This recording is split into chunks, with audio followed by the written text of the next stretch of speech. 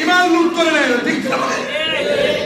তাবিজ হাতে দিবেন না, তাবিজের ব্যবসার কাছে যাবেন না।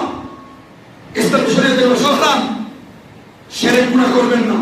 পৃথিবীতে সবচেয়ে আল্লাহ পাকের কাছে সবচেয়ে পছন্দের গুনাহ হলো না শিরক গুনাহ। সব গুনাহ মাফ করতে পারে, কিন্তু শিরক গুনাহ আল্লাহ মাফ করবেন না। আল্লাহর ওয়াদা আছে কিনা? এই জন্য সকলের কাছে অনুরোধ, আকীদা ঠিক করেন। আকীদা ঠিক করতে হলে বর্তন মানতে হবে, শিরক বর্জন করতে হবে। কি বর্জন করতে হবে? শিরক বর্জন করতে হবে।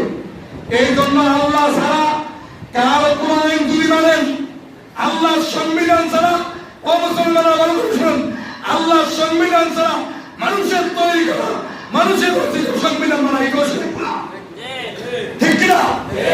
মানুষের তৈরি করা সংবিধান মানলে তার ইমান থাকবে না।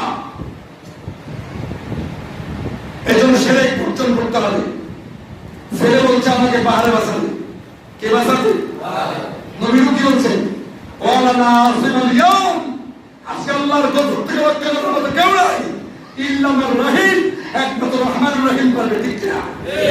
তাহলে আমরা ছেলে মেয়েরা মাছ ধরতে যাই, বিপদ মুসিবত যখন আসবে ভরসা করবো কার উপরে? জোরে বলেন কোন খাজা বাবার উপরে না। খাজা বাবার উপরে পয়সা চাই তো তুলবো হলে যা একটু বাঁচতো ডুববো হলে,